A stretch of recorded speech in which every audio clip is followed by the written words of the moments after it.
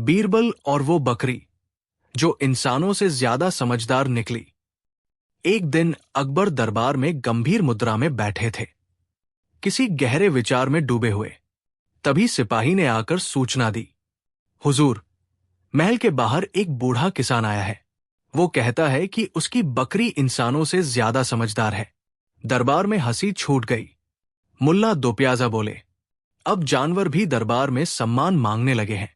लेकिन अकबर ने कहा, अगर कोई बकरी सच में इंसानों से समझदार है तो मुझे देखना है, सुनना है और परखना है। अंदर आया एक बूढ़ा किसान, नाम था धवल काका। उसके साथ बंधी थी एक छोटी सी गोरी बकरी, लक्ष्मी।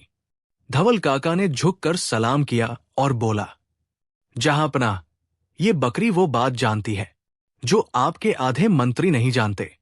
अकबर मुस्कराए। जैसे? धवल काका बोला, इस बकरी को सच्चाई और झूठ की पहचान है। इसे किसी से कोई बहस नहीं, सिर्फ खामोश बुद्धि से फैसले पसंद है। मुल्ला दोप्याजा हंसते हुए बोले, तो चलिए, अब बकरी दरबार का न्याय करेगी। बीरबल बोले, अगर ये सच है तो क्यों ना हम एक परीक्षा रखें। बकरी के सामने 3 चीजें रखी जाए, एक सच्चाई की, एक झूठ की और एक धोखे की। देखे क्या वो पहचान सकती है। धवल काका बोला, जरूर, मेरी लक्ष्मी कुछ न कहकर सब कह देती है।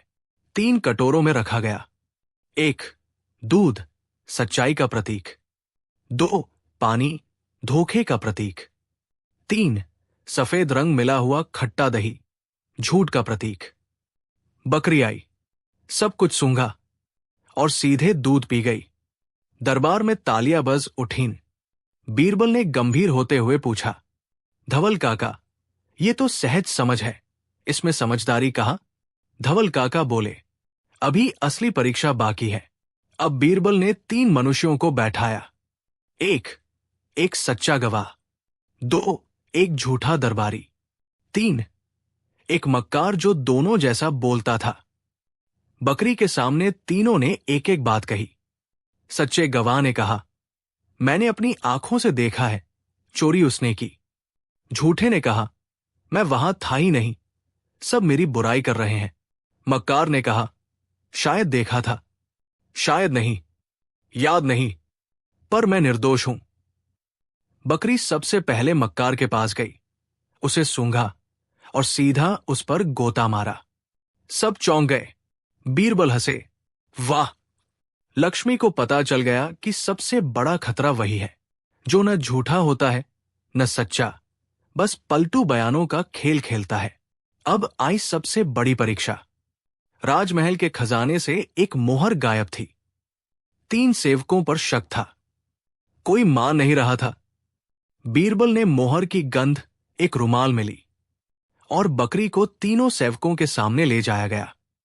बकरी ने 2 को सूंघा, चुपचाप रही। तीसरे के पास जाकर जोर से मेमे करने लगी और उसकी धोती खींचने लगी। वही अपराधी निकला जिसने मोहर चुराई थी और जूते में छुपाई थी।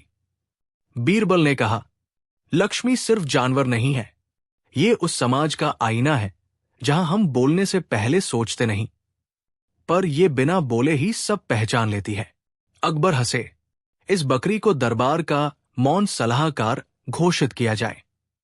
धवल काका भावुक हो गए, बोले, मेरी बकरी अब आपके पास रहे और आप सबको सीधा देखती रहें।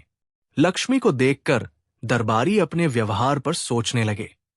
मुल्ला दोप्याजा बोले, अगर बकरी को देखकर लोग सुधर जाए तो हमें इंसानों से ज्यादा जानवरों की जरूरत है। बीरबल मुस्कुराए। कभी कभी खामोश नजरें सबसे गहरी बातें कह देती है। मोरल, सीख, सच्ची समझ बोलने में नहीं, पहचानने में होती है। जो बिना शोर के सच को जान ले वही असली बुद्धिमान है, फिर चाहे वो बकरी ही क्यों न हो। बीरबल का चालाकी से भरा सवाल जो किसी के समझ में नहीं आया। मुगल दरबार की एक दुर्लभ सुबह थी। महल में खामोशी थी, पर आज हवा में कुछ अलग रोमांच था। अकबर बादशाह ने दरबारी सभा बुलाई, लेकिन बातचीत की बजाय उन्होंने पूछा, बीरबल, एक ऐसा सवाल सोचो जिसका जवाब देकर मुझसे भी कोई बुद्धिमान दरबारी चकरा जाए। दरबारियों की आंखें चमकने लगी। बीरबल मुस्कुराए, कान फुलाए, फिर बोले, बिल्कुल हुजूर, मैं ऐसे पहेली लाया हूं जिसका जवाब समझेगा वही जिसके बुद्धि में बुद्धि का अक्स होगा। अकबर बोले, चलो बताओ। बीरबल ने ठहर कर पूछा, बताइए हुजूर, एक ऐसी चीज क्या है जो आदमी जितना छुपाता है उतनी ही ज्यादा चमकती जाती है, पर जब वो उछालकर दुश्मन को दे दे तो जलकर राख में बदल जाती है। दरबार में सन्नाटा। मुल्ला दो प्याजा मुस्कुराए, ये तो पहेली नहीं, जादू जैसा सवाल है। तिवारी जी फेंक बैठे पान। बीरबल क्या कह रहे हो? लोग समझने लगे। छुपाता है, चमकता है, उछाल कर दे फिर जल जाती है। एक दरबारी बोला, चांद का रोशनी। दूसरा बोला, ज्ञान। एक बोली, सत्ता। कोई बोला, इंद्रधनुष। लेकिन सबके जवाब पर बीरबल बोले, अच्छा प्रयास, लेकिन ये सही नहीं।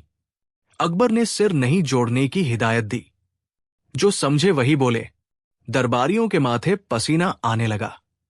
अब सवाल कतार में बैठे व्यापारी, कतार वालों, मुल्ला, दो प्याजा सब अनुमान लगा रहे थे। फिर बीरबल बोला, कुछ लोगों में होता है गुरूर। पूरी दुनिया कहे तू महान है, वे तब खामोश हो जाते हैं, और जब खाते खेलते किसी के सामने उसे दिखा देते हैं तो घमंड और चापलूसी से स्वयं पहचान जलकर राख हो जाती है। अकबर मुस्कुराए। दरबारियों ने कोशिश की पर समझ ना पाए। अंत में बीरबल ने पूछा, अब बताओ वो क्या है? तभी गुलदस्ता दरबान झुकी लाठी लेकर आया। महाराज, एक छोटा सा उत्तर बताऊं? बड़े बड़े दरबारी ठिठक गए। दरबार खामोश हो गया। गुलदस्ता बोला, ये चीज है नाम। जैसे कपड़े जितना छुपाता है, नाम जितना दिखाता है, वैसे ही घमंड नाम बताकर बहकी फीकी कहानी बन जाता है। और जब आप अपनी इज्जत मानकत बढ़ाकर सबके सामने दिखा देते हैं तो नाम की चकाचौंध मिट जाती है, राख हो जाती है। दरबार में शोर मच गया। अकबर बोले, बीरबल ने एक सवाल से सबका दिमाग घुमा दिया और नाम की असली चमक दिखा दी। बीरबल मुस्कुराए। दरबारियों ने गुलदस्ता को ताली दी। मोरल, नाम की चमक तभी उजली होती है जब निगाहें विनम्र हों, वरना नाम की रौनक घमंड की राख बनकर खो जाती है। बीरबल और वही चालाक सवाल, पर गर्दी गर्त में।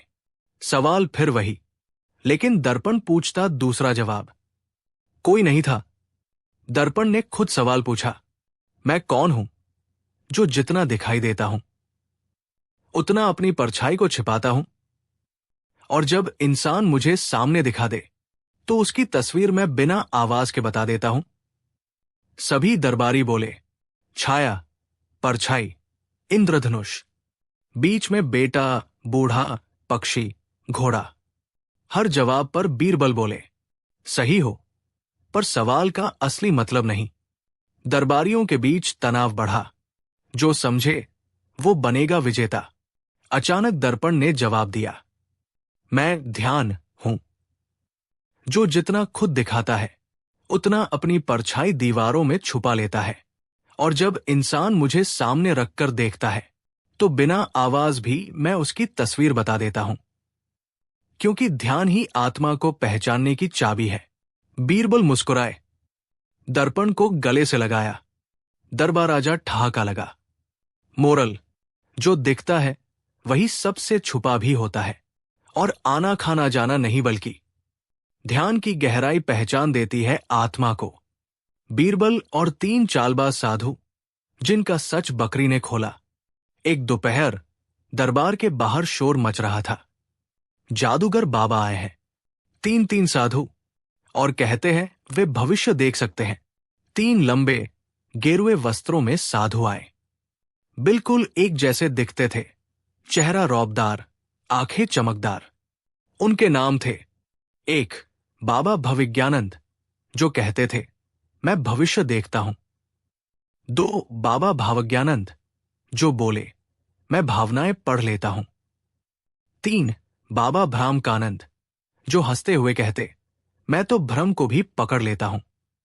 साथ में एक गरीब किसान था, धवल काका, जिसने दरबार में शिकायत की, जहां पनाह, इन साधुओं ने मेरी बकरी लक्ष्मी को छीन लिया है और अब उसे ईश्वरीय अवतार बताकर लोगों से दान वसूल रहे हैं। तीनों साधु दरबार में आए और बोले, ये कोई साधारण बकरी नहीं है, ये है देव बकरी लक्ष्मी, जो झूठ सच, भविष्य, बीमारी और भाग्य तक पहचानती है। और फिर उन्होंने करतब दिखाए। बकरी किसी को देखती वो डर जाता, किसी के पास जाती तो वो कहता, मेरा भाग्य जागा, और अगर किसी से मुंह फेर लेती वो मुंह लटका लेता। अकबर बोले, ऐसी चमत्कारी बकरी तो राज्य के काम आएगी, पर बीरबल, इसकी सच्चाई भी जान लो। बीरबल मुस्कराए, हुजूर, इस देव बकरी की असली परीक्षा कल होगी और उसके सामने होगा झूठ का आईना। अगले दिन दरबार में भीड़ जमा थी। बीरबल बोले, बकरी 5 लोगों को परखेगी, जिनमें होंगे झूठे, सच्चे, डरपोक, लालची और निर्दोष। अगर बकरी सही पहचाने तो हम मानेंगे ये चमत्कारी है, वरना इसे और इन साधुओं को सजा मिलेगी। एक ऐसा दरबारी लाया गया जिसने गुप्त रूप से चोरी की थी। बकरी को उसके सामने लाया गया। वो घबरा गया। बकरी ने उसकी ओर देखा, पर मुंह फेर लिया। साधु चिल्लाए, देखा, झूठ पहचान लिया। बीरबल बोले, अभी बाकी है, ये सिर्फ शुरुआत है। एक सीधा सादा बच्चा लाया गया। बकरी उसके पास गई, सूंघा और बैठ गई। साधु बोले, ये भोलापन पहचान गई। बीरबल ध्यान से देख रहे थे। बकरी बच्चा देखते ही शांत हो गई थी, पर उसकी आंखें थोड़ा डरी सी थी। अब आया सेवक, जिसे जानवरों से डर लगता था। बकरी पास आते ही वो पीछे हटा। बकरी ने उसके कपड़े खींचे। भीड़ हंस पड़ी। साधु बोले, देखा, डर भी पहचान गई। बीरबल मुस्कराए। अब उन्होंने सबसे खास बात कही। एक मंत्री जिसने छुपकर बकरी को पहले गुड़ खिला दिया था, उसे सामने लाया गया। बकरी ने उसके पास जाकर सीधे उसकी जेब से गुड़ की गंध पाई और मुंह मार दिया।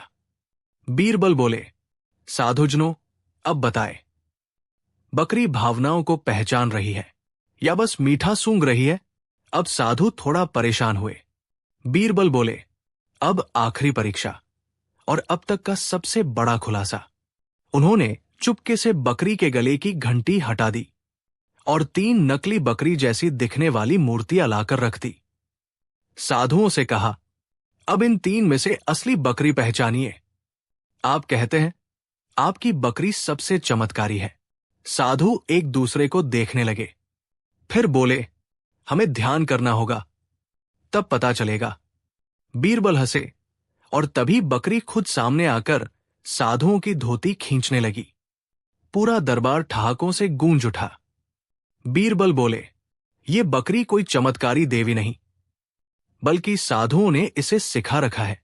कपड़े, गंध, हल्का इशारा, और वो चल पड़ती है। जब बच्चा आया, उसे शांत रहने की ट्रेनिंग थी। जब गुड़ वाला आया, उसकी जेब में पहचान थी। और जो डर गया, वो तो हर जानवर से डरता है। तीनों साधु अब पकड़े गए। सैनिकों ने जब उनकी पोटली तलाशी, तो उसमें निकली गुड़ की डलिया, इत्र, हल्की छड़ी, जिससे बकरी को इशारा करते थे, नकली चमत्कारों की लिस्ट। धवल काका को बकरी वापस दे दी गई। तीनों साधुओं को जनता के सामने माफी मांगनी पड़ी। अकबर बोले, बीरबल, आज बकरी के बहाने तुमने सबसे बड़ा धोखा उजागर कर दिया। बीरबल मुस्कराए।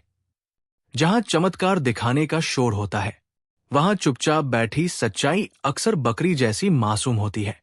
मोरल, सीख, अगर कोई चमत्कार दिखाकर तुम्हारी समझ को कुंद करे, तो उस पर शक जरूर करो, क्योंकि सच्चाई हमेशा तर्क की बकरी पर सवार होकर आती है, ना कि ढोंगी साधुओं के तमाशे में। जब बीरबल ने जलेबी से किया एक बेईमान का पर्दाफाश। शाही रसोई से रोज मीठे पकवान बनते थे, लेकिन बीते कुछ दिनों से रोज जलेबियां गायब होने लगी थी।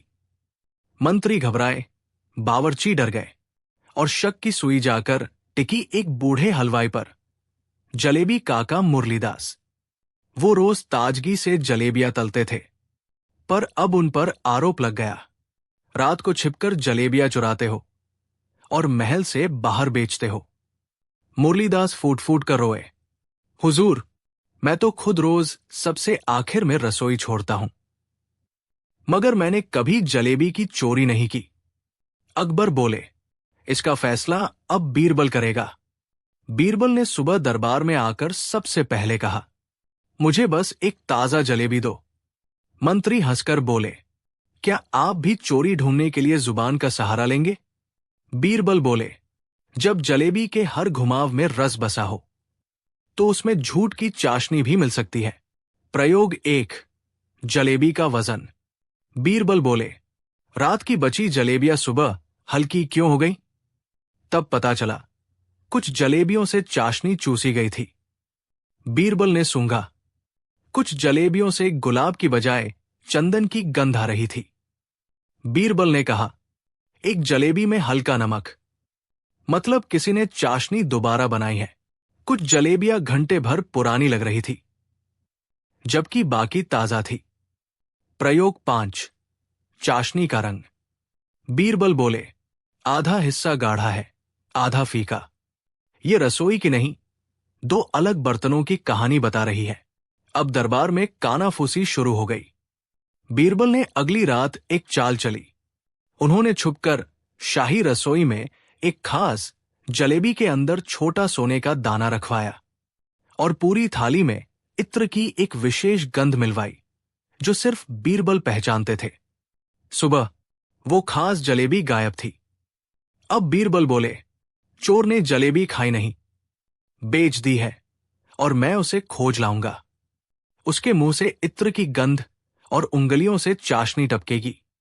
जलेबी ने चोर तक पहुंचाया और अकबर ने देखा असली चौंकाने वाला नाम। बीरबल ने पहरेदारों को निर्देश दिए, हर रसोई कर्मी की हथेली सूंघो, जिसमें इत्र की खास गंध हो वही चोर है। और तब मिला एक युवक जिसकी हथेली से वही गंध आ रही थी। नाम था हरिकांत, जो अकबर के निजी रसोई सहायक का बेटा था। हरिकांत ने माना, मैंने ही रोज कुछ जलेबियां चुराई थी और उन्हें एक बाहरी हलवाई को बेचकर पैसा कमाता था। अकबर चौंके, क्योंकि हरिकांत को शाही नौकरी मिलने वाली थी। जलेबी काका की इज्जत लौटी और बीरबल ने मीठा न्याय परोसा। बीरबल बोले, मुरलीदास निर्दोष है, उनकी जलेबियां कोई और चुराता था और दोबारा गरम करके बेचता था। अकबर मुस्कराए, बीरबल, तुमने जलेबी से जाल बुनकर झूठ को तला और सच की चाशनी में डुबोकर परोस दिया। पूरा दरबार हंसी से गूंज गया। मुरलीदास को इनाम मिला और हरिकांत को बाहर गांव में सेवा कार्य करने भेजा गया, मीठी सजा के साथ। मोर, सीख, झूठ चाहे जितना भी मीठा लगे, एक न एक दिन उसका आकार टूटता ही है। और अगर जलेबी भी न्याय की थाली में हो तो सबसे टेढ़ा झूठ भी पकड़ा जा सकता है। बीरबल और समय का पिंजरा, जहां एक दिन में बीत गए 10 साल।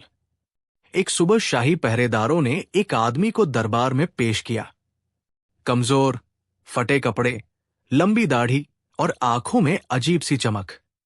वो जोर जोर से चिल्ला रहा था, जहां पनाह, मैंने सिर्फ एक दिन में 10 साल जेल में बिताए हैं, मुझे अब छोड़ दीजिए, मेरी सजा पूरी हो चुकी है। अकबर चौंक गए, ये पागलपन है या चमत्कार? बीरबल ने उसकी आंखों में झांका और कहा, या तो ये झूठ बोल रहा है या फिर ये मामला समय के पिंजरे से जुड़ा है।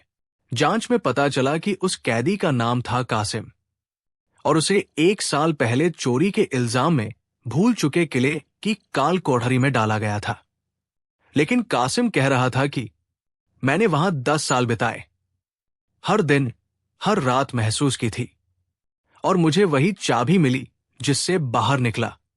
सबसे बड़ा सवाल, क्या समय ने छल किया या कोई खेल चल रहा था? बीरबल खुद पहुंचे भूल चुके किले में। वहां की दीवारें ठंडी थी, पर दीवारों पर कालगणना के निशान थे, जैसे कोई हर दिन के लिए एक रेखा बनाता गया हो। और गिनती थी 3650, यानी 10 साल के निशान। बीरबल बोले, या तो ये आदमी पागल है या फिर कोई और इस खेल का रचयिता है। दरबार में बीरबल ने कासिम से सीधे पूछा, क्या तुम झूठ बोल रहे हो? कासिम कांपता हुआ बोला, नहीं सरकार, उस कोठरी में एक सुनहरी रेखा थी। जैसे ही मैंने उसे छुआ, मेरे चारों ओर समय तेजी से भागने लगा। मैं हिलता भी नहीं था और हर रात बूढ़ा होता गया। बीरबल चौंके। अकबर बोले, तब तो ये कोई कालजाल है। बीरबल ने ऐलान किया, मैं उस कोठरी में एक दिन के लिए रहूंगा। अगर मैं भी बूढ़ा हो गया तो ये आदमी सही है, वरना इसका झूठ खुल जाएगा। सब डर गए। अगले दिन बीरबल उस कोठरी में बंद कर दिए गए। बीरबल के साथ एक घड़ी, ताजा फल और एक मोमबत्ती भी रखी गई।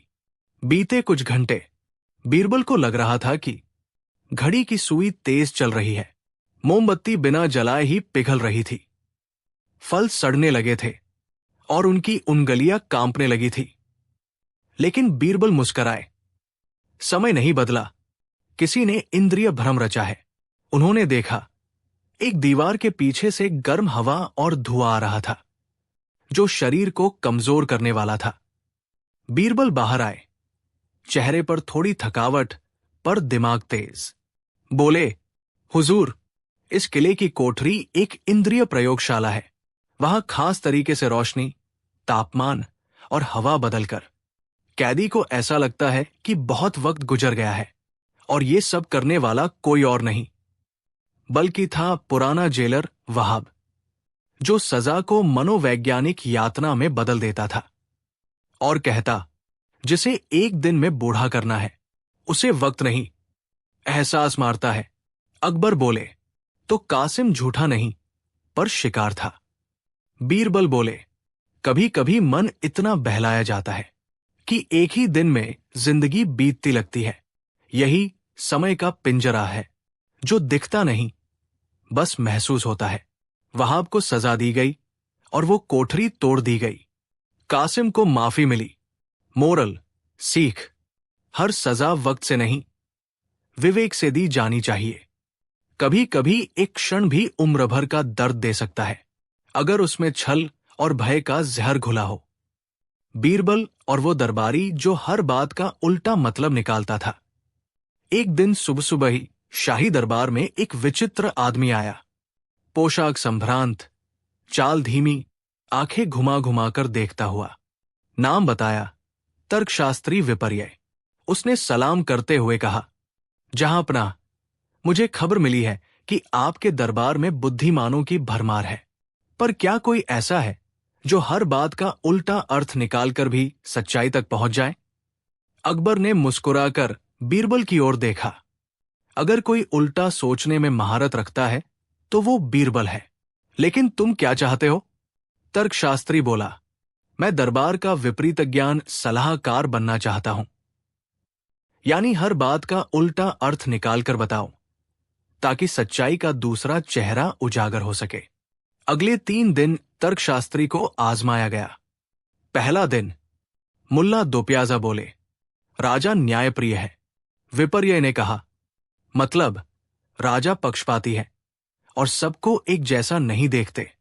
दूसरा दिन एक मंत्री बोला, राजकोष समृद्ध है। विपर्य बोला, इसका उल्टा अर्थ है, खजाना खाली है लेकिन दिखावा जारी है। तीसरा दिन अकबर बोले, हम अपने लोगों से प्रेम करते हैं। विपर्य ने हंसते हुए कहा, मतलब हम अपने लाभ के लिए जनता को प्रेम का छलावा दिखाते हैं। अब तो दरबार में सनसनी फैल गई।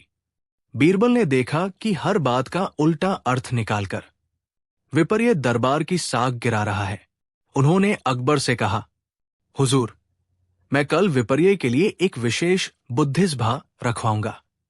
वहां मैं ऐसा वाक्य कहूंगा जिसका उल्टा अर्थ निकालते ही इस दरबारी की विद्वता खुद अपनी ही बात में उलझ जाएगी। अकबर मुस्कराए। देखते हैं तुम्हारी चाल क्या करती है। अगले दिन दरबारियों और मंत्रियों की सभा में बीरबल ने खड़े होकर एक सीधा वाक्य बोला, यदि कोई व्यक्ति सदैव सत्य बोलता है तो वो कभी झूठ नहीं कह सकता। अब विपर्य की बारी थी। उसे आदेश था, इस बात का उल्टा अर्थ निकालकर समझाओ।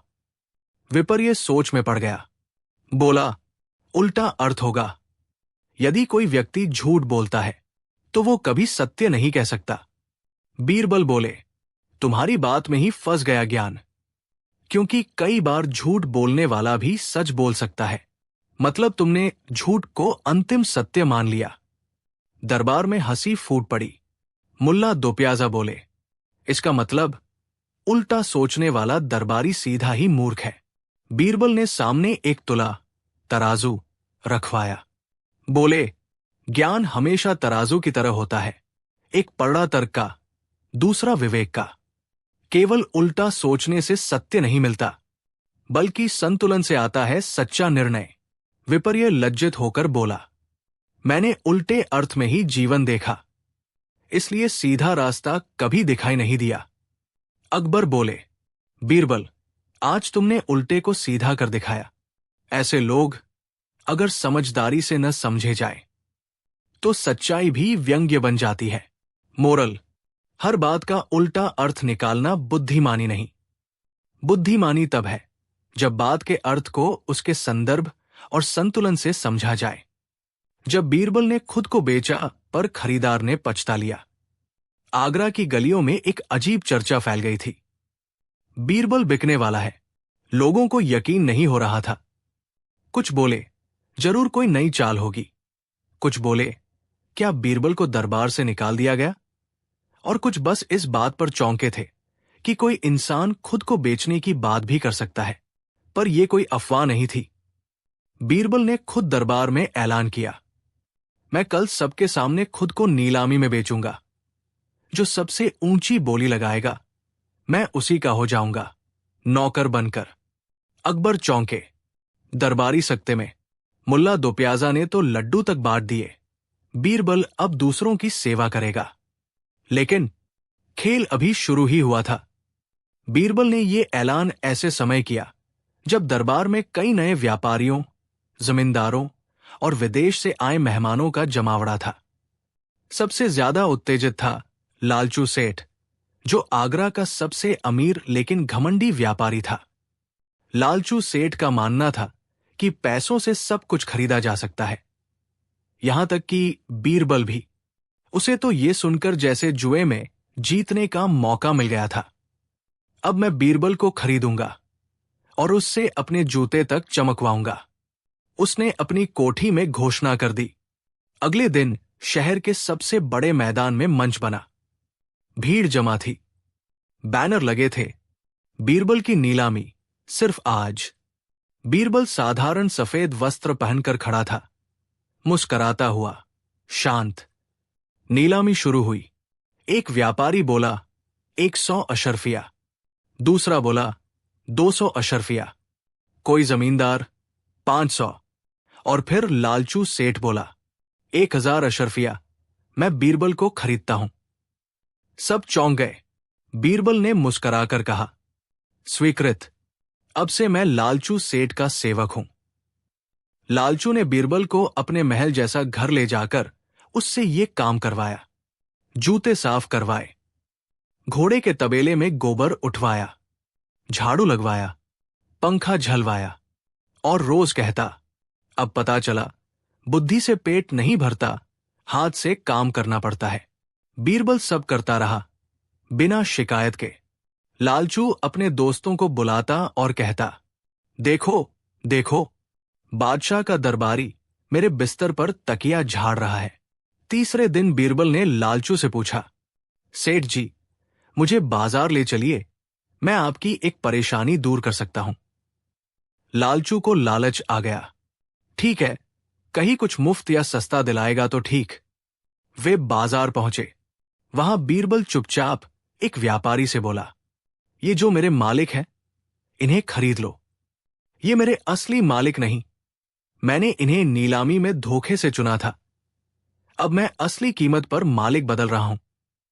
वो व्यापारी हंस पड़ा, पर लालचू गुस्से से लाल। क्या बकवास है, तू मेरा नौकर है। बीरबल बोला, सेठ जी, आप ही ने तो कहा था सब बिकता है, अब आप भी बिक सकते हैं। बीरबल ने दरबार में वापसी की और कहा, हुजूर, मैंने खुद को नहीं बेचा था, मैंने लालचू सेठ की सोच को खरीदा था। उसे लगा कि इंसान की कीमत उसके काम से होती है, पर मैंने उसे समझाया कि असली कीमत बुद्धि की होती है। अकबर हंसे, बीरबल, तुमने खुद को बेचकर खरीदार को ही बेच दिया। दरबार ठहाकों से गूंज उठा। लालचू सेठ की इज्जत अब आगरा भर में उड़ने लगी थी। उसने गलती मानी और बीरबल से क्षमा मांगी। बीरबल ने कहा, सेठ जी, धन से सब खरीदा जा सकता है, पर इज्जत और अक्ल नहीं। सीख, बुद्धि बिकाऊ नहीं होती। जो इसे खरीदने चलता है वो खुद बिक जाता है, और बीरबल की चालें हमेशा खरीद से बाहर होती है। 5 पिछले भाग की गूंज। घंटेलाल ने खुद को अजन्मा गवाह बताकर बीरबल को नीचा दिखाने की कोशिश की, लेकिन बीरबल की हंसी और होशियारी ने साजिश की चादर उड़ा दी, और जाते जाते एक नई चिट्ठी आई। अब मुकदमा उस पर चलेगा जो सच बोलता है, लेकिन हर बार गलत समय पर। बीरबल और वो सच जो संकट बन गया। एक दरबारी था, सत्यबोधन लाल। नाम जैसा था वैसा ही व्यवहार। कोई भी पूछे, मैं कैसा दिखता हूं, वो तुरंत बोल देता, आपका चेहरा उस फटे हुए पर्दे जैसा लग रहा है जो रोशनी भी नहीं रोकता। कोई कहे, मेरे पगड़ी कैसी लग रही है, वो बोले, ऐसी कि देखकर कौवे भी लौट जाएं। अकबर ने एक दिन हंसते हुए कहा, सत्यबोधन, तेरा सच तो मजाक से भी ज्यादा चुभता है। लेकिन समस्या तब हुई जब वो दरबार की गोपनीय बातों को भी लोगों में बोलने लगा। बादशाह ने कल बीरबल को अकेले में डांटा था। मुल्ला दोप्याजा दरबार में नकल उतारते पकड़े गए थे। राजमहल की रसोई में आज नमक कम है। एक दिन अचानक 2 राज्य आपस में भिड़ गए, क्योंकि सत्यबोधन ने एक राजा की बीवी को देखकर कहा, आपका श्रृंगार किसी मखमली ऊंट जैसा है, बहुत दिखाई देता है, लेकिन समझ नहीं आता। राजा नाराज होकर युद्ध की धमकी दे बैठा। अकबर ने सिर पकड़ लिया।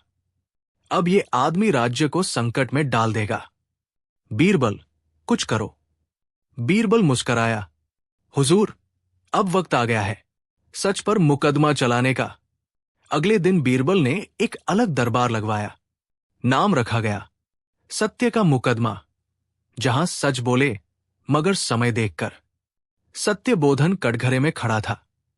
बीरबल ने सवाल पूछा, तुम्हारा क्या मानना है, हर वक्त सच बोलना जरूरी है? सत्यबोधन बोला, हां, मैं तो अपने तकिए से भी झूठ नहीं बोलता। बीरबल ने मुस्कुराकर कहा, तो अब मैं तुम्हें 3 सवाल पूछूंगा।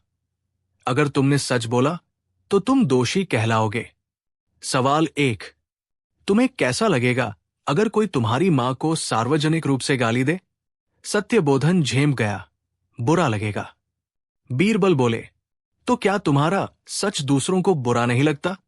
सवाल 2, अगर कोई बीमार है और तुम कह दो कि वो मरने वाला है, क्या वो जल्दी मर नहीं जाएगा? सत्यबोधन बोला, मेरा इरादा सही होता है। सवाल 3, अगर तुम किसी युद्ध की गोपनीय योजना बाहर बोल दो, क्या ये देशद्रोह नहीं? अब सत्यबोधन चुप। बीरबल गरजे, सच वही होता है जो समय पर बोला जाए। समय से पहले बोला गया सच या तो अपमान बनता है या अपराध। बीरबल ने कहा, सत्यबोधन को अब से एक सच फिल्टर यंत्र पहनना होगा। मतलब, जो भी बोलने से पहले 3 बार दर्पण में देखेगा। क्या ये वक्त सही है? क्या ये जरूरी है? क्या ये हानि पहुंचाएगा? अकबर ठहाका मारकर बोले, वाह बीरबल, अब सच भी पहनकर चलेगा।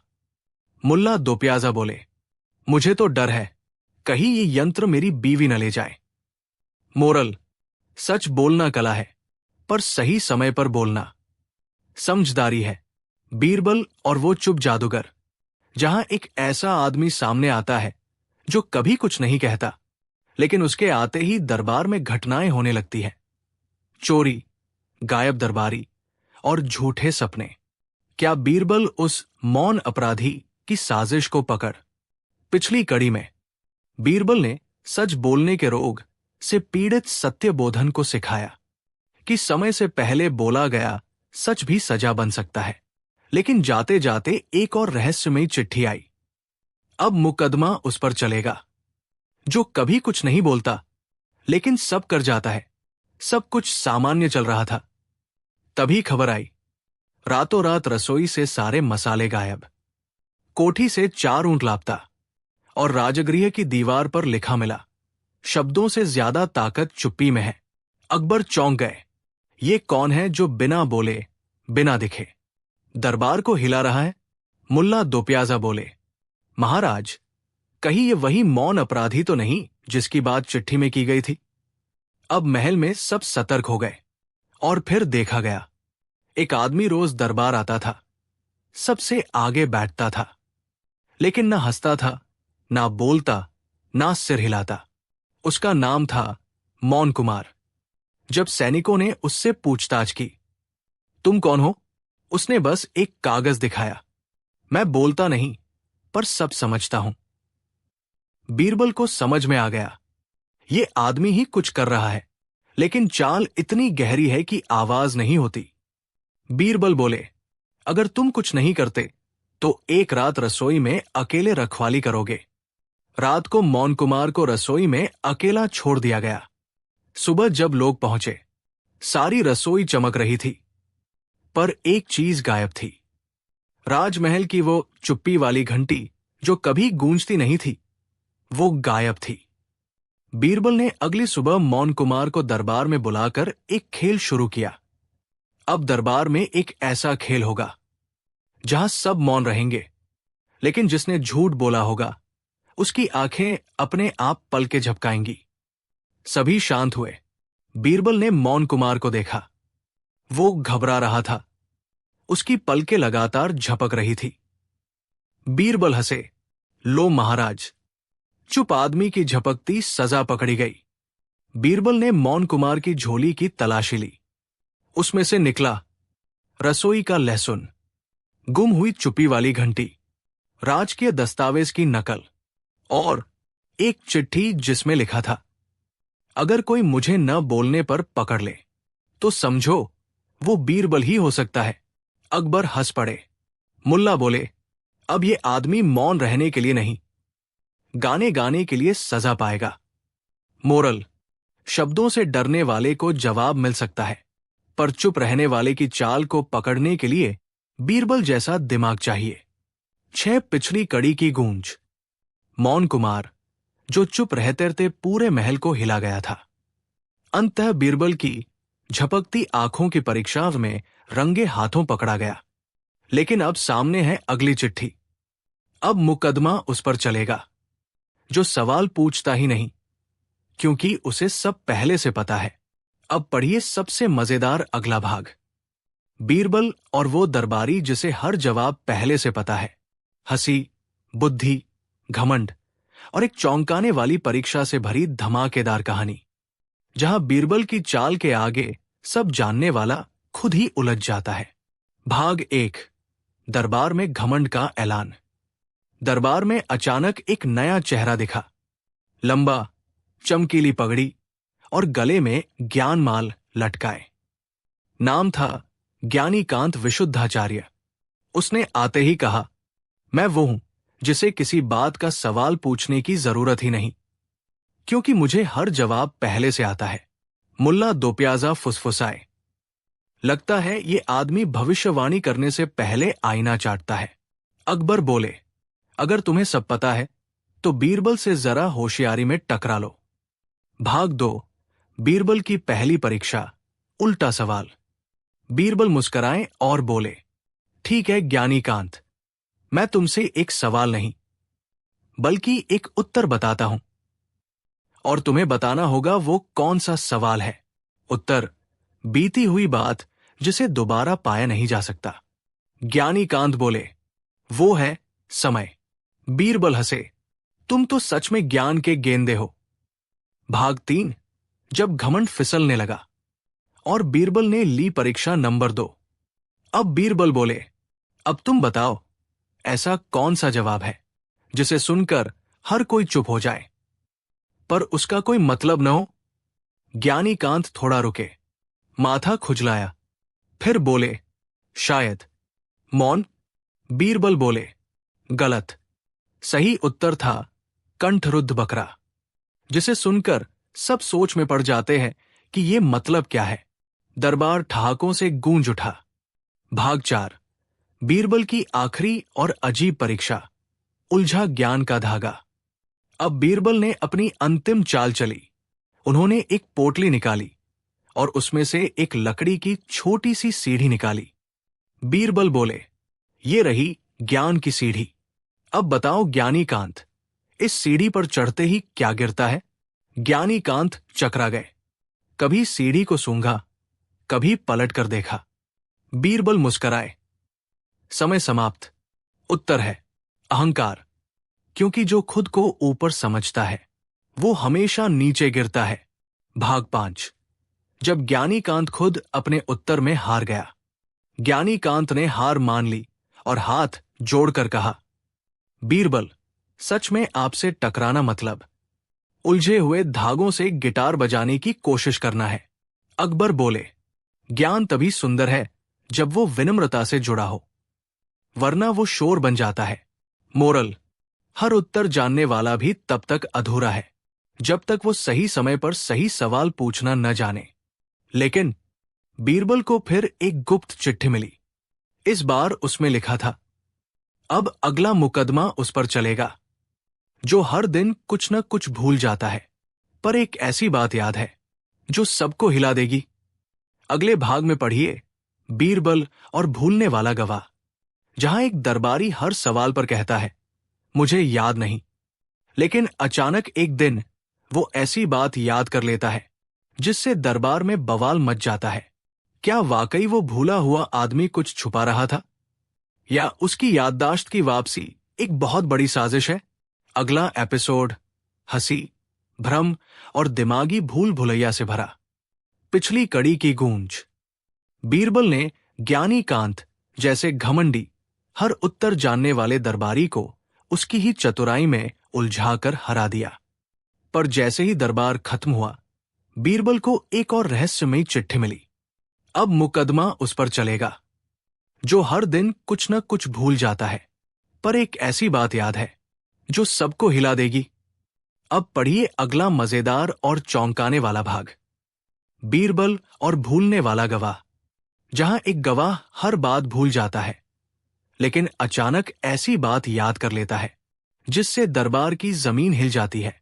भाग 1, दरबार में एक भूलू की एंट्री। एक दिन दरबार में एक अजीब आदमी आया। नाम था स्मरणदास भूलिया। चेहरे पर मासूमियत, जेब में सूती रुमाल, और बात बात पर कहता, मुझे कुछ याद नहीं आता, मैं भूल जाता हूं कि क्या भूल गया हूं। मुल्ला दोप्याजा ने फुसफुसाकर कहा, अगर ये गवाह है तो यमराज भी केस हार जाए। अकबर बोले, क्यों आए हो दरबार में? भूलिया बोला, मुझे याद नहीं, शायद कोई बहुत जरूरी बात बतानी थी, लेकिन भूल गया। भाग 2, बीरबल की कोशिश, याद दिलाने की युक्ति। बीरबल ने उसे पहचानने की कोशिश की। पता चला यह आदमी कभी राजमहल की खुफिया रसोई में नौकर था, पर 2 साल पहले एक घटना के बाद गायब हो गया था। बीरबल बोले, क्या तुम्हें किसी दिन की कोई आवाज, गंध या चेहरा याद आता है? भूलिया ने सोचा, फिर आंखें चौड़ी की। हां, मुझे उस दिन की आवाज याद है। कोई जोर से चिल्लाया था, सारा नमक तुमने छुपाया है। दरबार में सन्नाटा छा गया, क्योंकि 2 साल पहले एक ही दिन राजमहल की रसोई से नमक गायब हुआ था और किसी की गिरफ्तारी नहीं हुई थी। भाग 3, बीरबल की चाल, भूलने वाले को घेरने वाला खेल। बीरबल ने दरबार में एक मजेदार खेल शुरू किया। उन्होंने सब दरबारियों को रसोई वाले कपड़े पहनाकर लाइन में खड़ा किया और भूलिया से कहा, अब इनमें से किसी एक की आंखें तुम्हें उस दिन की याद दिलाएंगी। भूलिया सबकी तरफ देखने लगा। अचानक वो रुक गया, एक दरबारी की तरफ इशारा किया। ये इसकी आंखें, यही चिल्लाया था। वो दरबारी था रसोई प्रमुख भोजकदास। भाग 4। जब भूला हुआ गवाह बन गया सच्चा याददार। बीरबल ने भोजकदास से सवाल किया, क्या तुमने नमक गायब किया था? भोजकदास कांप गया। नहीं, मैंने तो सिर्फ उसे छुपाया था, क्योंकि मैं चाहता था कि नया मसालेदार ठेका मुझे मिले। बीरबल बोले, और फिर भूलिया ने देख लिया, इसलिए उसे तुमने नाल से धक्का देकर बेहोश कर दिया और भाग गया। अकबर स्तब्ध रह गए। भाग 5। न्याय और एक मीठा इनाम। भूलिया बोला, अब सब याद आ गया बीरबल जी, आपकी बातों ने मेरी याददाश्त को जिंदा कर दिया। बीरबल हंसे, भूलने की बीमारी से बड़ी कोई बीमारी नहीं, लेकिन यादों का इलाज सिर्फ सच्चाई है। अकबर बोले, भूलिया को रसोई का मीठा मंत्री घोषित किया जाए और भोजकदास को एक हफ्ते के लिए बिना नमक की खिचड़ी खिलाई जाए। दरबार ठहाकों से गूंज उठा।